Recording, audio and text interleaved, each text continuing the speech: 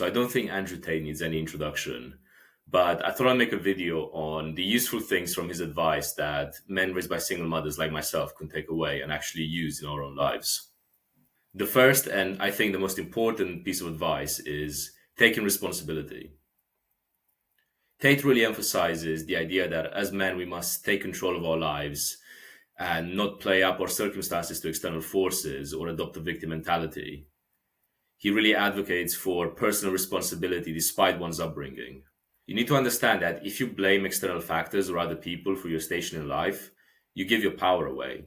That means you're no longer in control of what happens to you. You need to take ownership of all the good and the bad that happens in your life, because only then will you be able to start moving towards the outcomes that you want. Last year, I read Extreme Ownership by Jocko Willink, which is a fantastic book about learning how to take ownership and more responsibility in your life, and therefore how to increase your odds of success in all aspects of your life. So I highly recommend you check it out. It's going to be linked in the description. The second thing Tate proposes is developing toughness. He often promotes the idea that men, and especially those raised by single mothers, should invest in becoming physically and mentally stronger and developing a good work ethic to compensate for the lack of a father figure. You see, as men, we're not really conditioned to adopt discipline from our mothers. It's something that usually comes from the dad, and that's no fault of the mothers. It's just the way we seem to be less receptive to our mothers imposing boundaries than our fathers is causing us to grow up undisciplined with a chaotic schedule, no willpower, and no ability to delay gratification. So now we must artificially engineer this in our lives. You need to do things that make you uncomfortable and build up your tolerance for adversity and stress. Because being able to withstand discomfort is one of the key indicators of success, whether that's in your career, in sports, or in your relationships. Personally, I make sure that I'm weightlifting consistently, training kickboxing a couple of times a week, meditating for 10 minutes a day, and taking cold showers every morning. Tate also mentions the value of finding a male role model or a mentor, especially if you didn't have a father figure growing up. Quite recently, I actually made a video about male role models, their importance, and how to find one, which you can watch after this. My third takeaway from Tate is to avoid negative influences. Specifically, I'm taking this to mean avoiding the influences of our mothers on our perception of masculinity and relationships.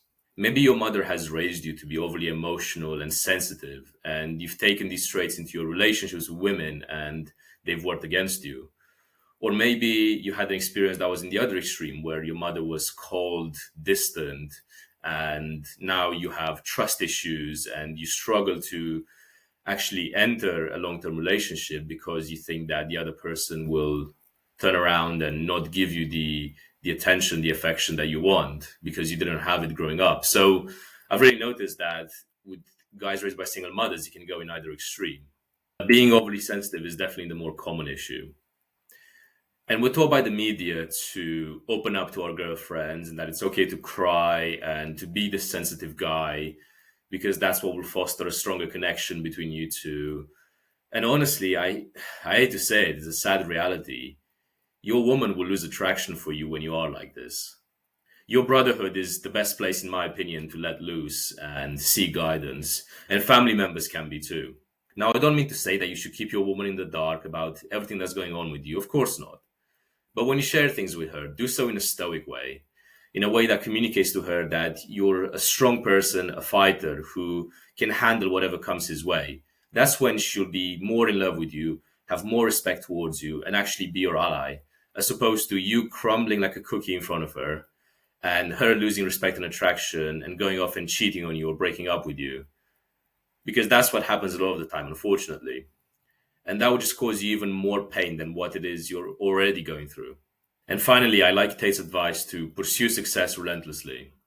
He often speaks about the importance of building wealth, power, and influence in order to overcome any disadvantages from your background.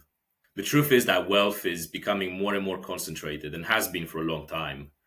And with all the chaos going on in the world right now, we have wars, political tensions, public services, at least where I am in the UK, are terrible. The cost of living has become obscene to the point where people are cold and hungry in developed countries. So all of that just leaves you as a young man with no choice but to start building wealth to make sure that your family is safe and fed and cared for. Not to mention that the competition for resources and women has become ruthless. If you're a young guy, say you're in school or university right now, chances are that the prettiest girls in your class are being messaged by guys in Dubai and being flown out on private jets to party on their yachts. Meanwhile, you're working your bar job for $10 an hour trying to cover your rent.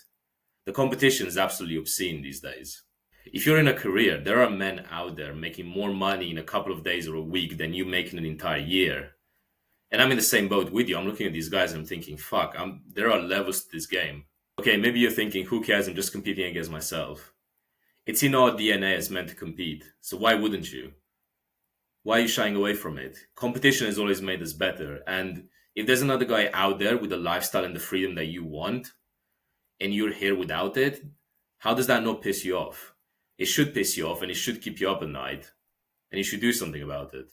Hope you found this useful. If you did, give it a like and subscribe to the channel so you don't miss more videos like this. Remember, you can join our school community in our free Discord server using the links in the description, as well as booking a one-to-one coaching call with me. I'll see you in the next video.